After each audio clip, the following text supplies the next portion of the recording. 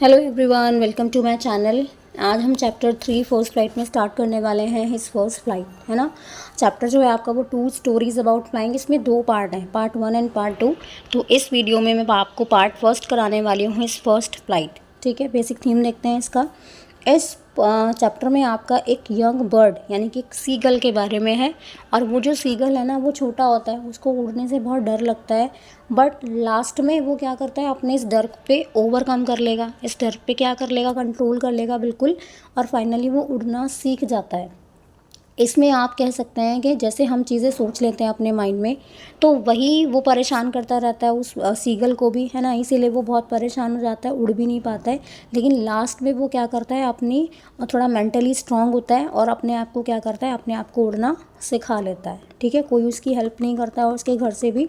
तो वो हम चैप्टर एक बार देख लेते हैं। चलिए स्टार्ट करते हैं आपका जो चैप्टर है। Okay. The young seagull was alone on his ledge. His 2 brothers and his sister had already flown away the day before. He had been afraid to fly with them. Somehow, when he had taken a little run forward to the brink of the ledge and attempted to flap his wing, he became afraid. The great expanse of sea stretched down beneath, and it was such a long way down, miles down. He felt certain that his wings would not support him, so he bent his head and ran away back to the little hole under the ledge. Under the ledge where he slept at night. Even when each of his brother and his little sister, whose wings were far shorter than his own, ran to the brink, flapped their wings, and flew away, he failed to muster up courage to take that plunge which appeared to him so desperate. His father and mother had come around, calling to him shrilly, upbraiding him, threatening to let him starve on his ledge unless he flew away, but for the life of him he could not move. ठीक है, देखिए इसमें क्या है, मैंने आपको बताया ये जो स्टोरी है एक यंग सीगल के बारे में है। और वो अपनी उस स्टेज पे था, आप कह सकते हैं कि जब वो उड़ना सीख रहा था, है ना, या उड़ने की कंडीशन में था वो, जब मतलब उड़ना सीखना उसको स्टार्ट करना था। उसके जो छोटे भाई बहन थे वो भी डरते होंगे, वो भी ऑब्वियस सी बात है। लेकिन उन्होंने उड़ना सीख लिया तो वो भी डरता था। उसके भाई बहन जैसे डरे होंगे स्टार्टिंग में, जब उनको उड़ना नहीं आता होगा तो वो भी डरे होंगे। तो ऐसे सीगल भी बहुत परेशान था, बहुत एफ्रेड था। तो उसके जो सारे मतलब उसके जो भाई बहन थे उन्होंने उड़ना सीख लिया। ठीक है, लेकिन ये जो था आपका, ये सीगल जो था, ये उड़ना नहीं सीख पाया। इसने बहुत ट्राई भी किया होगा। इसको ऐसा लगता था, जो मेन प्रॉब्लम थी वो ये थी, इसको ये लगता था कि मेरे जो विंग्स हैं, मेरे जो पंख हैं, वो मुझे सपोर्ट नहीं करेंगे और मैं उड़ नहीं पाऊँगा। और जितना वो दूर तक देख सकता था उसको समुद्र दिखता था। ठीक है, तो उसको बिल्कुल ऐसा लगता था कि अब तो मैं बिल्कुल नहीं उड़ पाऊँगा, है ना। तो इसी वजह से वो अपने आप पे बहुत अशेम्ड फील करता है, बहुत डिसहर्टेंड हो जाता है वो। और फाइनली वो क्या करता है, जहाँ वो रहता है अपना, जिस जगह पे वो सोता है रात में, वहीं जाके चुपचाप वो बैठ जाता है। वो बहुत ट्राई करता है ना। क्लिफ़ का जो बिल्कुल लास्ट वाला पार्ट होता है, जैसे आपने कभी देखा है मूवीज़ में या इस तरह से, है ना, कोई वीडियो बनाता है ऐसे, तो वो बिल्कुल कॉर्नर पे, बिल्कुल जो बिल्कुल ब्रिंक वाला बिल्कुल एज है, बिल्कुल वहाँ पहुँच जाते हैं माउंटेन्स वगैरह के, हिली एरियाज़ वगैरह में ऐसे। तो उसी को बोला जाता है लेज। तो वहाँ तक जाता है, वो बहुत कोशिश भी करता है, लेकिन फाइनली वो क्या हो जाता है, क्योंकि वो उड़ नहीं पाता है। उसको बस यही डर रहता है कि मेरे विंग्स मुझे सपोर्ट नहीं करने वाले हैं। ठीक है, आगे देखिए। That was 24 hours ago. Since then, nobody had come near him. The day before, all day long, he had watched his parents flying about with his brother and sister, perfecting them in the art of flight, teaching them how to skim the waves and how to dive for fish. He had, in fact, seen his older brother catch his first herring and devour it, standing on a rock while his parents circled around, raising a proud cackle, and all the morning the whole family had walked about on the big plateau midway down the opposite cliff, taunting him with his cowardice। ठीक है, अब देखिए इसमें आगे क्या बताया है। इसमें आगे ये बताया है कि लगभग इतना टाइम हो चुका है ना, मतलब उसके जो ब्रदर और सिस्टर थे वो छोटे थे, उनके विंग्स भी छोटे थे, लेकिन फिर भी वो जाते थे किनारे तक, अपने पंखों को फ्लैप करते थे, मतलब ऊपर नीचे ऐसे मूवमेंट करते थे और उड़ जाते थे। लेकिन ये जो तुम्हारा सीगल था, इसने बहुत कोशिश किया, इसने बहुत करेज भी अपने अंदर इकट्ठा करने की कोशिश करी है ना, गैदर करने की कोशिश करी करेज, और इसने सोचा कि मैं छलांग लगाऊंगा एकदम से, लेकिन वो लास्ट में बेचारा परेशान हो जाता था, बहुत ज़्यादा डेस्परेट हो जाता था। इसके जो मदर फादर थे वो आसपास आते थे, है ना, बहुत श्रिल आवाज़ में उसको, जैसे डांटते हैं ना किसी को, बिल्कुल वैसे ही उसको डांटते थे, अपब्रेड करते थे उसको ना, थ्रेटन्स करते थे, और जो है उसको कहते थे कि मतलब इस तरह से कहना कि मतलब तुम अगर नहीं उड़ोगे तो तुम क्या हो जाओगे, भूखे मर जाओगे बिल्कुल, ठीक है, और इस तरह से तुम्हारी लाइफ जो है वो आगे मूवमेंट बिल्कुल भी नहीं कर पाएगी।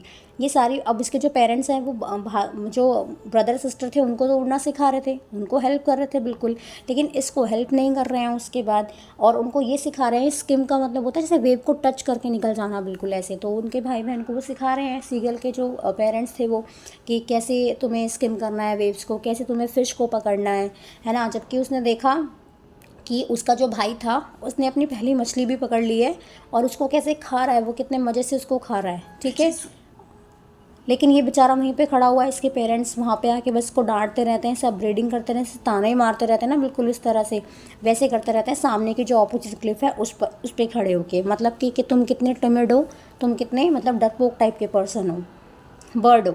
The sun was now ascending the sky, blazing on his ledge that faced the south. He felt the heat because he had not eaten since the previous nightfall. He stepped slowly out to the brink of the ledge and standing on one leg with the other leg hidden under his wing, he closed one eye, then the other. आगे देखिए, ये जो part है ना, ये वाला, ये जो पोर्शन है यहाँ पे, this is ledge, right? And pretended to be falling asleep. Still, they took no notice of him. He saw his two brothers and his sister lying on the plateau, dozing with their heads sunk into their necks. His father was preening the feather on his white back. Only his mother was looking at him.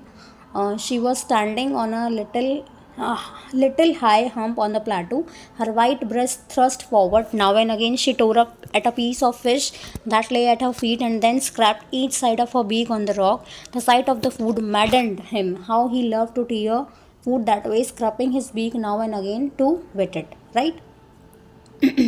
अब देखिए आगे आगे क्या हुआ इस chapter में फिर।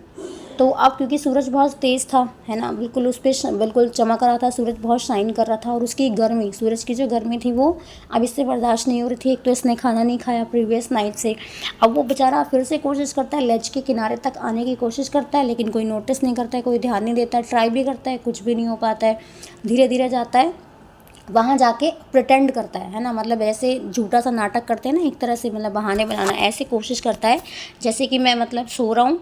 इसने अपना एक पैर अंदर छुपा लिया है और अपनी आँख बंद कर लेता है, और क्या करता है फिर, मतलब प्रिटेंड करता है कि जैसे वो सो रहा है। किसी ने कोई नोटिस नहीं किया उसका। उसके जो भाई और बहन हैं वो वहाँ पे प्लाटो पे हैं, और वो अपनी गर्दन को जो है अपनी नेक के अंदर मतलब बार बार ऐसे अंदर कर लेते हैं नेक के। उसके जो फादर होते हैं वो क्या कर रहे हैं, वो अपने पंखों को प्रीन कर रहे हैं, मतलब क्लीन करना एक तरह से, ठीक है, जैसे आपने ना कोई एनिमल अपने फर को ऐसे क्लीन करते रहते हैं अपने आप, बिल्कुल वैसे कर रहे हैं। और उसकी जो मदर है, कोई ध्यान नहीं दे रहा है, लेकिन कौन ध्यान दे रहा है, उसकी मदर ध्यान देती हैं सिर्फ। उसके जो भाई बहन है वो आराम से सो रहे हैं, फादर उसके फीडर्स को क्लीन कर रहे हैं, है ना, अपनी बीक से। उसकी मम्मी सामने दूसरे किसी प्लाटू पे हैं और वो फ़िश को खा रही हैं, जब वो अपने सीगल को जो है देखते हैं, है ना।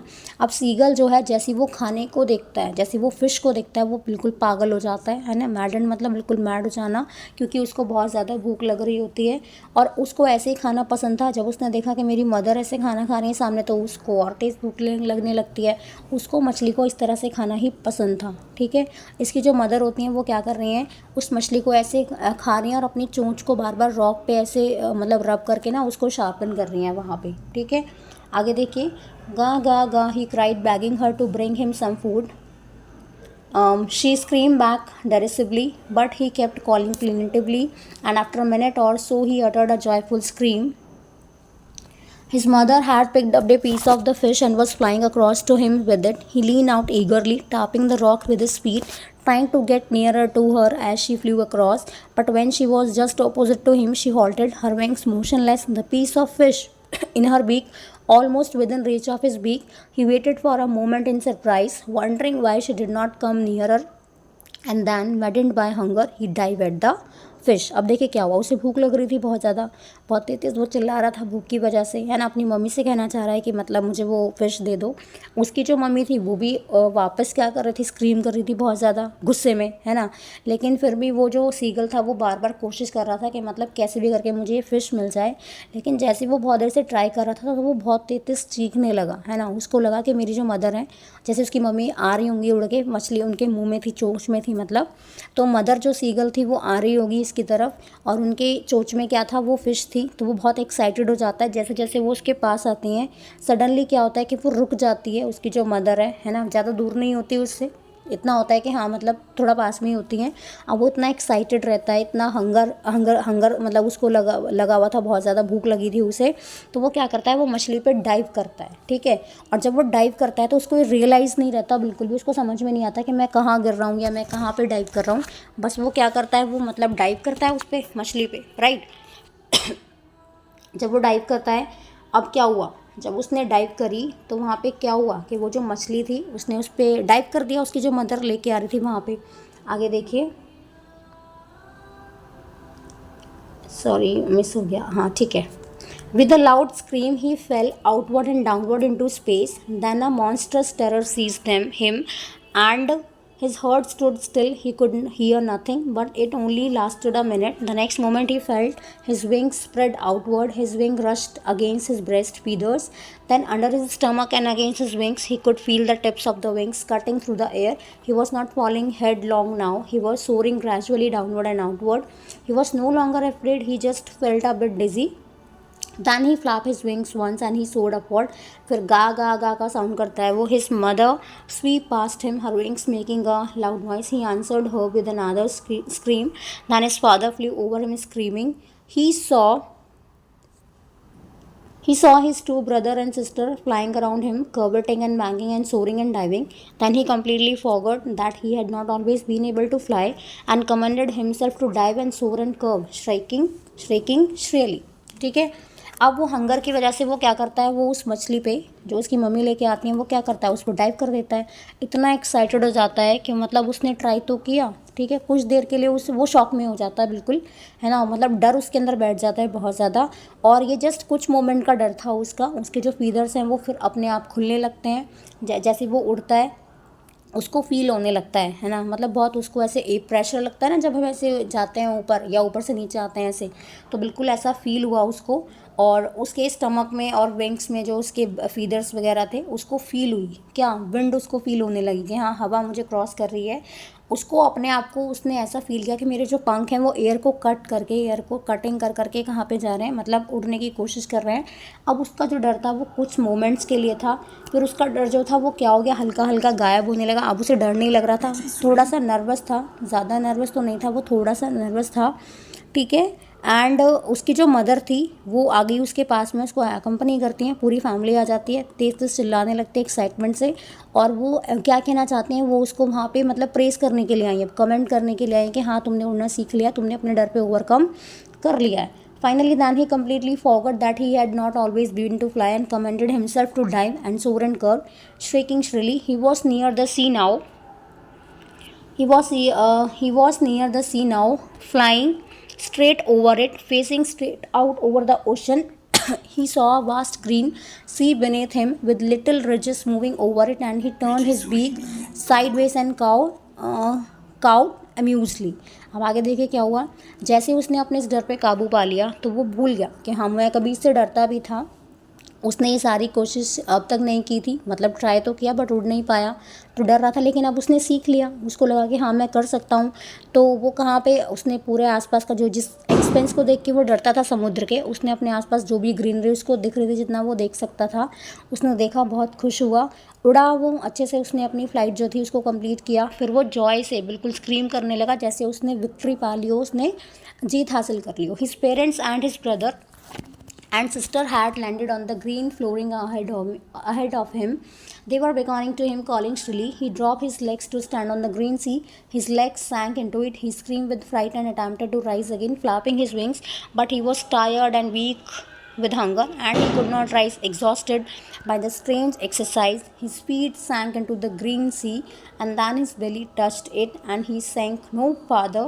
He was floating on it, and around him his family was screaming, praising him, and their beaks were offering him scrap of dogfish he had made it first flight, right. तो उसके जो पेरेंट्स थे या उसके जो भाई बहन थे, उसके जो पेरेंट्स थे, वो भी आ गया वहाँ पे, है ना। उन्होंने लैंड किया वहाँ पे, उसकी फैमिली भी लैंड हो गई उसके साथ में, जैसे कि वो मतलब उसको एक उनका एक गेस्चर था, है ना, मतलब उनका एक वे था कि हाँ उनको प्राउड है, किस पे, सीगल पे प्राउड है। वो चिल्ला रहे थे, शाउट कर रहे थे एक्साइटमेंट में, बहुत तेज़ आवाज़ में, एकदम हाई पिच वॉइस में वो सारे चिल्ला रहे थे। फिर वो समुद्र में गया अपनी पहली मछली पकड़ने के लिए। वहाँ पे गया, वो थोड़ा स्केयर्ड था, थोड़ा पैनिक हुआ, बट उसने ट्राई किया, है ना। और उसने ट्राई किया क्योंकि उसे भूख लग रही थी। वैसे तो वो वीक हो गया था, उसने खाना कुछ भी नहीं खाया था, लेकिन फिर भी उसने अपनी मछली को पकड़ना सीखा होगा। फिर वो जब वो थोड़ा सा नॉर्मल हो गया, काम डाउन हो गया, उसने सोचा कि मैं एक बार कोशिश करता हूँ। समुद्र में फ्लोट करने की कोशिश करी उसने, थोड़ा सा वो डरा, लेकिन फिर उसने सोचा कि मैं एक बार फिर से उड़ के देखता हूँ कि मैं उड़ पाऊँगा या नहीं उड़ पाऊँगा। तो उसने ट्राई किया तो उड़ गया वो। उसकी फैमिली जो पूरा उसकी जो विक्ट्री थी, है ना, उसने जो ओवरकम कर लिया था अपने डर को कि मैं उड़ नहीं पाऊँगा कभी, मेरे विंग्स मुझे सपोर्ट नहीं करेंगे, पूरी फैमिली सेलिब्रेट कर रही थी एक्साइटमेंट में। और उन्होंने उसको फिर फूड भी ऑफ़र किया, है ना, लास्ट में। तो फाइनली सीगल ने क्या कर लिया, अपना जो डर था फ्लाइट का, उड़ने का, उसको ओवरकम कर लिया, और इस तरह से he had made his first flight. तो यहाँ पे आपका जो चैप्टर है ये फिनिश हो जाता है। इसमें ऐसे ओरल कॉम्प्रिहेंशंस तो नहीं दिए गए हैं, बट जो क्वेश्चंस है वो मैं आपको एक बार बता देती हूँ। देखिए, फर्स्ट क्वेश्चन है यहाँ पे, why was the young seagull afraid to fly. जो आपका यंग सीगल था वो उड़ने से क्यों डरता था। तो ये तो आंसर आप दे सकते हैं बहुत आसानी से। तो यंग जो सीगल था आपका, उसको उड़ने से इसलिए डर लगता था क्योंकि उसको ऐसा लगता था कि मेरे विंग्स मुझे सपोर्ट नहीं करेंगे, है ना, मेरे विंग्स मुझे सपोर्ट नहीं करेंगे और मैं गिर जाऊंगा, इसलिए वो बेचारा डरता था। Do you think all young bird are afraid to make their first flight, और are some birds more timid than others. Do you think a human baby also find its a challenge to take its first step, है ना। ये answer आपको देना है यहाँ पे। तो बिल्कुल हो सकता है ऐसा, सारे बर्ड्स जो हैं, हो सकता है उनको भी डर लगता होगा उड़ने के लिए, है ना। तो उनके पेरेंट्स ही हेल्प करते होंगे, उनको उड़ना सिखाते होंगे यहाँ पे फाइनली। और ह्यूमंस के साथ में भी ऐसा होता है, जब बच्चा छोटा होता है तो चल तो पाता नहीं है, उसको सहारे की ज़रूरत होती है, तो उसको हेल्प करते हैं चलने में, ठीक है। नेक्स्ट है the sight of the food maddened him, what does this suggest. अब ये जो साइट ऑफ फूड है कि जब उसने खाने को देखा तो वो क्या हो गया, बिल्कुल पागल हो गया। तो ये बात बिल्कुल सही है क्योंकि वो भूखा था, उसे भूख लग रही थी बहुत ज़्यादा। तो उस हंगर की वजह से, है ना, उस हंगर की वजह से वो क्या हो जाता है, बिल्कुल मैड हो जाता है। तो ये साइट ऑफ फूड मतलब क्या है कि जब उसकी मदर वो सीगुल लेकर आती है ना, वहाँ पे सीगुल नहीं लेकर आते हैं, सॉरी, मछली लेकर आती हैं, ठीक है। तो वो क्या हो जाता है, बिल्कुल पागल हो जाता है यहाँ पे, राइट। आगे देखते हैं। नेक्स्ट थर्ड क्वेश्चन है आपका यहाँ पे। अच्छा, आगे एक और क्वेश्चन है, what compel the young seagull to finally fly. तो किसकी वजह से वो बेचारा, मतलब जो यंग सीगल है वो उड़ना सीख जाता है, किसकी वजह से वो मजबूर हो जाता है, तो भूख की वजह से होता है, ऑब्वियस सी बात है यहाँ पे, है ना, उसको भूख लगती है। नेक्स्ट है, they were beckoning to him calling shrilly, what why did the seagull's father and mother threaten him and cajole him to fly. तो यहाँ पे वो उसको बुलाते हैं, बिकॉनिंग का मतलब होता है किसी को इशारे से ऐसे बुलाना, तो वो क्यों चिल्लाते रहते हैं। तो यहाँ पे सीगल के जो फादर और मदर हैं वो उसको हेल्प नहीं करते हैं स्टार्टिंग में, है ना, वो उसको कोई हेल्प नहीं करते हैं ऐसे उड़ने में या किसी भी तरह से। और बाद में जब वो उड़ने लग जाता है तो वो उसको हेल्प, मतलब उसको प्रेज़ करने लगते हैं वहाँ पे आके, है ना। तो यहाँ पे क्वेश्चन है कि वो सीगल के जो फादर थे और उसकी जो मदर थी वो उसको क्यों ऐसे थ्रेटन करते रहते हैं, या फिर उसको क्यों कैजॉल करते रहते हैं कि मतलब वो उड़ नहीं सकता है, क्यों उसका वैसे मजाक बनाते रहते हैं, क्यों उसको जो है हर टाइम पे क्या करते रहते हैं, डांटते रहते हैं। तो वो इसलिए डांटते रहते हैं, मे भी हो सकता है वो ये चाहते हो कि वो अपने डर पे ओवरकम कर ले, है ना। और यहाँ पे सेल्फ एश्योरेंस और ब्रेवरी की स्टोरी है ये, तो मे बी ये रीज़न हो सकता है। Have you ever had a similar experience, कि आपके साथ भी कभी ऐसा एक्सपीरियंस हुआ है, where your parents encourage you to do something that you were too scared to try, कि आपके पेरेंट्स ने या किसी ने आपको कभी एनकरेज किया हो कि आप जो है किसी चीज़ को, काम को करने से आप डर रहे हैं और उन्होंने आपको एनकरेज किया हो कि आप ये काम करो। तो ये आप क्वेश्चन वैसे कर सकते हैं। और यहाँ पे देखिए क्वेश्चन देख लीजिए लास्ट वाला, in the case of a bird flying it seems a natural act and a foregone conclusion that it should succeed. In the example you have given an answer to the previous question, was your success guaranteed or was it important for you to try regardless of a possibility or failure. तो ये वाला answer मैं चाहूँगी कि आप लोग खुद ही करें इस वाले क्वेश्चन को, ठीक है। तो यहाँ पे हमारा जो चैप्टर है आपका इस फर्स्ट फ्लाइट ही कंप्लीट हो जाता है। आई होप आपको समझ में आ गया होगा। इसमें ओरल कॉम्प्रहेंशंस जो है क्वेश्चन वो कुछ भी नहीं थे, है ना। तो फिर भी अगर फिर भी कोई क्वेश्चन नहीं आता है तो आप एक बार देख लीजिएगा। इसमें जो लास्ट वाला क्वेश्चन है आपका ये वाला लास्ट में थोड़ा सा आइडिया मैं आपको बता देती हूँ। देखिए वैसे तो नेचुरल है सबके लिए, है ना, सबकी लाइफ में प्रॉब्लम्स होती हैं, सबको अपनी प्रॉब्लम्स को खुद ही टैकल करना चाहिए। लेकिन जब हम कोई नया काम करने की कोशिश करते हैं, नया काम सीखने की कोशिश करते हैं, तो हमें डर लगता है कि हम फेल ना हो जाएं, है ना। तो हम क्या करते हैं, हम सोचते हैं कि रिलक्टेंट बिल्कुल हम ऐसे बिहेव करेंगे कि मतलब हम नहीं करेंगे उस काम को, अनविलिंगनेस हम उसमें अपनी दिखाएंगे, ठीक है। तो जो आपका सीगल था उसके जो पेरेंट्स थे वो लगातार उसको क्या करते रहते हैं, उसका मजाक बनाते रहते हैं, है ना, उसको डांटते रहते हैं बहुत ज़्यादा। तो ऐसा हो सकता है कि आपके साथ भी कभी ऐसा कोई इंसिडेंट जो है वो हुआ हो। तो इसमें ऐसा तो कुछ है नहीं, और इसमें सारे क्वेश्चंस मैंने आपको बता दिए फिर भी, ठीक है। आप ये क्वेश्चन अपने अकॉर्डिंग भी लिख ही सकते हैं सारे। चैप्टर का एक्सप्लेनेशन जरूर देख लीजिएगा ताकि आप क्वेश्चंस लिखने में आपको परेशानी ना आए। आई होप आपको वीडियो समझ में आ गया होगा। यहाँ पे हमारा चैप्टर फिनिश हो जाता है। इन द नेक्स्ट वीडियो मैं आपको इसका पार्ट सेकेंड ब्लैक एरोप्लेन जो है उसका एक्सप्लेनेशन दे दूँगी। Right, thank you.